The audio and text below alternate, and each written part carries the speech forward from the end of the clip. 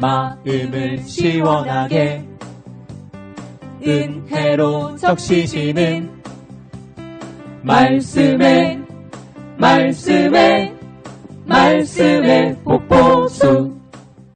안녕하세요. 말씀의 폭포수의 김대광 목사입니다.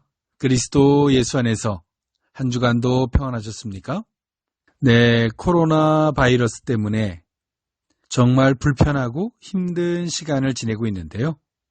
우리가 그 힘든 시간을 겪으면서 정말 평안했을 때 그것이 얼마나 행복하고 감사한 것인지를 그 고통을 겪고 나야지만이 그것을 돌아보고 깨닫게 되는 것 같습니다.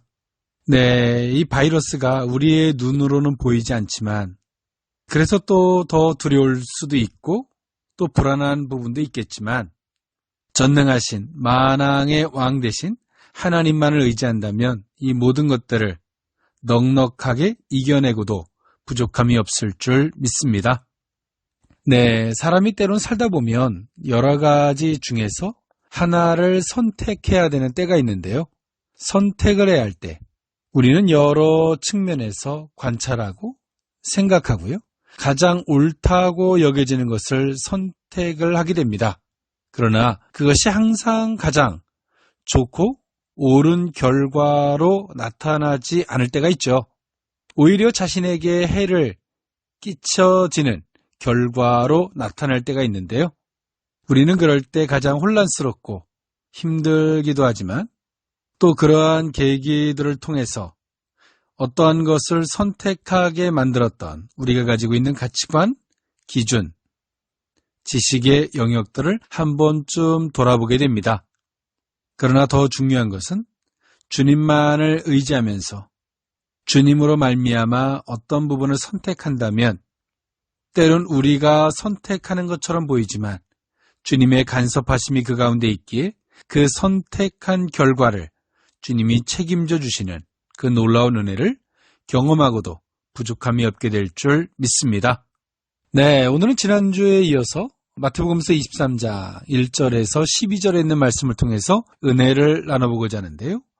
네, 성도들 속에 기억되는 것이 오직 주님의 은혜, 그 흔적들이 기억이 된다면 그것이 믿음이 되고 성도들이 그 모든 것들을 이겨내게 만드는 원동력, 그 힘이 능력이 될 줄 믿습니다. 네, 오늘 은혜 나눌 말씀 마태복음서 23장 1절에서 12절에 있는 말씀인데요. 제가 봉독해 드리고자 합니다. 이에 예수께서 무리와 제자들에게 말씀하여 이르시되 서기관들과 바리새인들이 모세의 자리에 앉았으니 그러므로 무엇이든지 그들이 말하는 바는 행하고 지키되 그들이 하는 행위는 본받지 말라. 그들은 말만 하고 행하지 아니하며 또 무거운 짐을 묶어 사람의 어깨에 지우되 자기는 이것을 한 손가락으로도 움직이려 하지 아니하며 그들의 모든 행위를 사람에게 보이고자 하나니 곧 그 경문띠를 넓게 하며 옷수를 길게 하고 잔치의 윗자리와 회당의 높은 자리와 시장에서 문안받는 것과 사람에게 랍비라 칭함을 받는 것을 좋아하느니라. 그러나 너희는 랍비라 칭함을 받지 말라. 너희 선생은 하나요? 너희는 다 형제니라. 땅에 있는 자를 아버지라 하지 말라. 너희의 아버지는 한 분이시니 곧 하늘에 계신 이시니라. 또한 지도자라 칭함을 받지 말라. 너희의 지도자는 한 분이시니 곧 그리스도시니라. 너희 중에 큰 자는 너희를 섬기는 자가 되어야 하리라. 누구든지 자기를 높이는 자는 낮아지고 누구든지 자기를 낮추는 자는 높아지리라. 아멘. 네, 오늘 본문 마태복음서 23장 1절에서 12절에 있는 말씀은요. 종교 지도자들의 위선에 대한 책망의 말씀인데요. 앞선 종교 지도자들과의 논쟁, 그리고 그 앞부분보다 더욱 강렬한 종교 지도자들에 대한 공격의 형태의 말씀이 오늘 본문의 말씀인데요. 누구보다도 율법을 잘 알고 있었으나 자신들은 전혀 그대로 지켜 살지 않았죠. 그리고 순진한 민중들에게만 온갖 율법의 계명들을 다 지키도록 강요한 종교 지도자들의 모습이었습니다. 그리고 그 모든 것들을 강요한 종교 지도자들은요, 하나님보다 사람만을 의식하는, 실제로는 표리부동한 삶을 살았습니다. 네, 한편 오늘 본문 여기서도요, 그리스도는 자신의 낮아지심 같이 성도들에게도 낮아질 것을 요청함으로써 천국 시민의 자격을 역설하고 있는 것이 오늘 본문의 말씀입니다. 네, 오늘 본문에서 예수님은 제자들에게 종교 지도자들을 어떻게 바라봐야만이 되고 어떻게 인식해야 되는지에 대한 기준을 제시하고 계시는데요. 예수님은 제자들에게 이렇게 말씀하셨습니다. 종교 지도자들이 말하는 바는 행하고 그들이 하는 행위는 본받지 말라라고 말씀하고 계십니다. 마태복음서 23장 1절에서 3절에 있는 말씀에 보면요. 이에 예수께서 무리와 제자들에게 말씀하여 이르시되 서기관들과 바리새인들이 모세의 자리에 앉았으니 그러므로 무엇이든지 그들이 말하는 바는 행하고 지키되 그들이 하는 행위는 본받지 말라. 그들은 말만 하고 행하지 아니하며 라고 말씀하고 있습니다. 네, 이때 당시에 이들의 모습을 예수님은 모세의 자리에 앉았다라고 말씀하시고 계시는데요. 모세의 권위를 독점한 그들의 교만한 행동을 풍자적으로 표현하신 말씀입니다. 그러므로 예수님은 제자들에게 그들이 말하는, 종교 지도자들이 말하는 바는 행하고 지키되 그들이 하는 행위는 본받지 말라라고 단호하게 경계하고 계십니다. 그리고 그 이유를 말씀하시는데요. 4절에서 7절에 유대 종교 지도자들에 대한 교만과 오만의 태도를 지적하고 계십니다. 네, 4절에 보니까 또 무거운 짐을 묶어 사람의 어깨에 지우되 자기는 이것을 한 손가락으로도 움직이려 하지 아니하며 라고 말씀하고 계시는데요. 이때 당시의 종교 지도자들이 율법을 그릇되이 해석하고 인위적 교리들로 말미암아 사람들의 어깨에 무거운 짐을 지키게 만드는 악역을 종교 지도자들이 범하고 있었습니다. 이것을 성도들에게 요구했던 이때 당시의 종교 지도자들은 정작 자신들은 본인들이 하는 말을 하나라도 실행에 옮기려고 하지 않았습니다. 예수님은 그것을 극단적 표현으로 한 손가락으로도 움직이려 하지 아니하며 라고 표현하고 계시죠.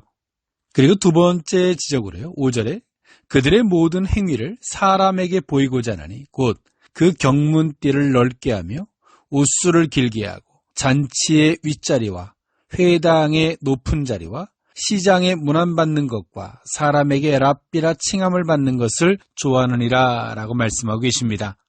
이때 당시에 종교 지도자들이 의식했던 것은 하나님이 아니고 사람을 의식했기 때문에 그들은 모든 행위를 사람에게 보이고자 하는 것에 집중을 하였습니다.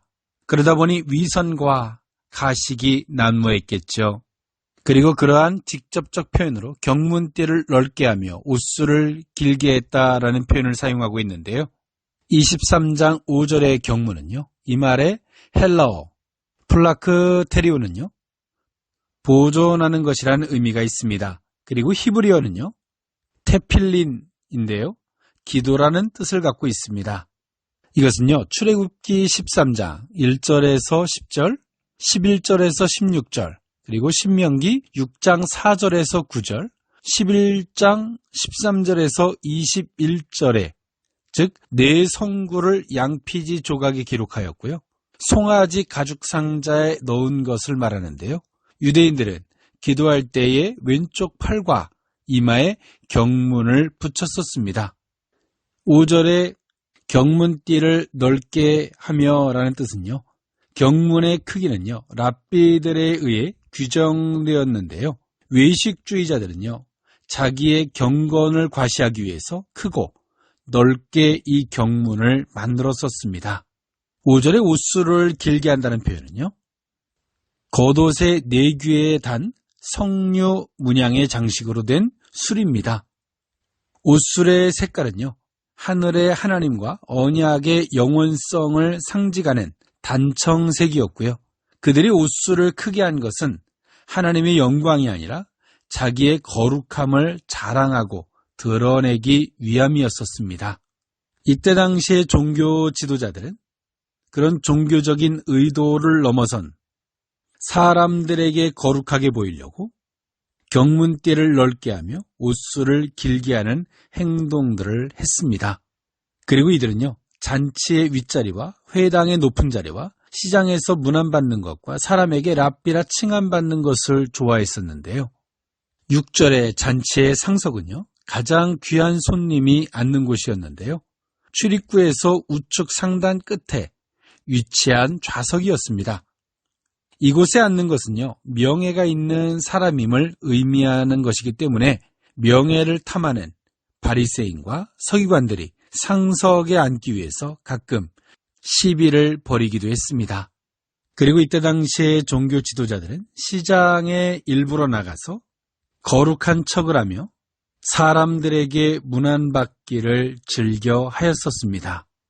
그리고 사람들에게 랍비라 칭함받는 것을 좋아했는데요. 여기서의 랍비는요, 나의 주, 나의 선생님이란 뜻인데요.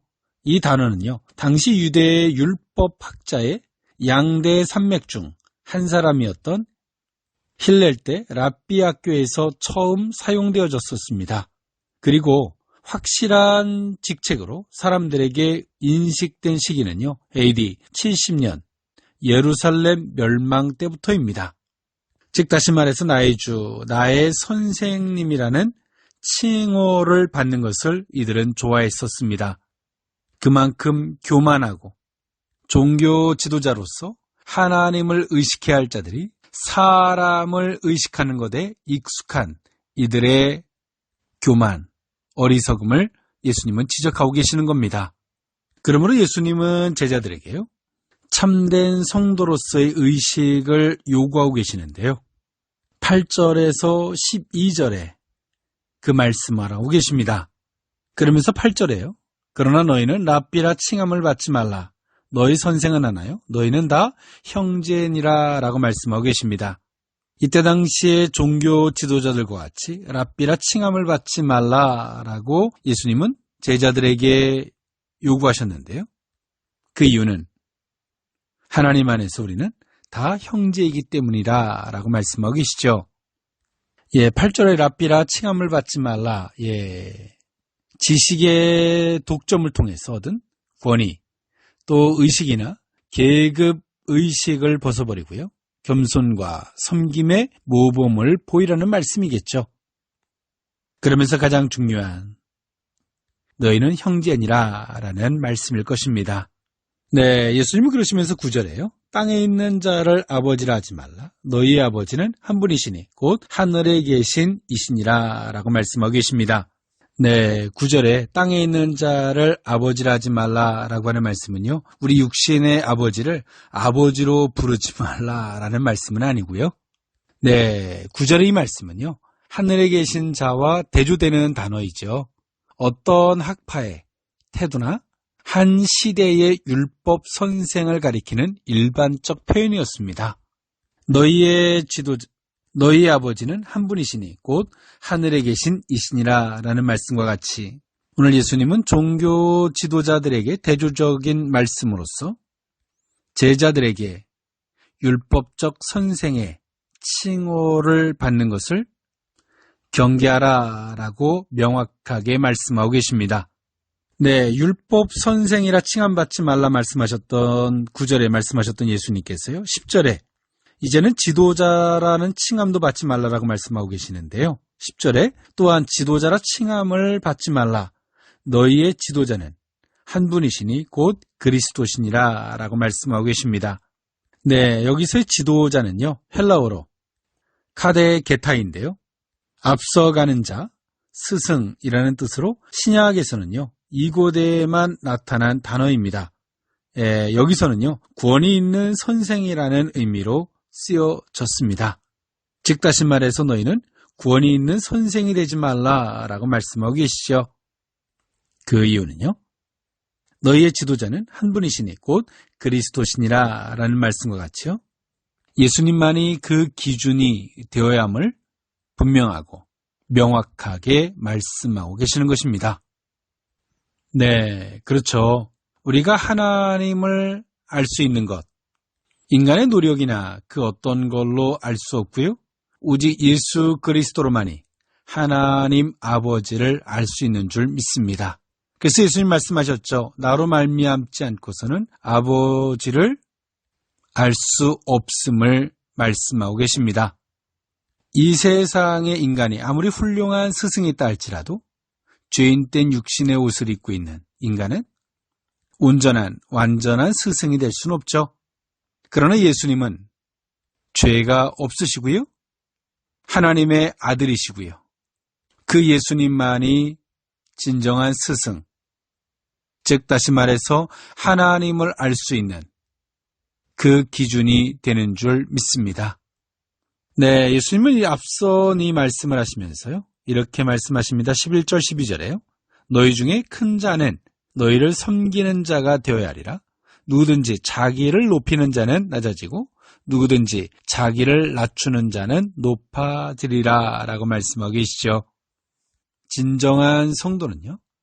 또 천국 시민은 큰 자라고 해서 군림하는 것이 아니라 도리어 섬기는 자가 되어야 한다라고 말씀하고 계시죠. 그러므로 이 세상의 잣대와 하늘나라의 시민권에 하늘나라의 그 기준, 그 잣대가 분명히 다른데요.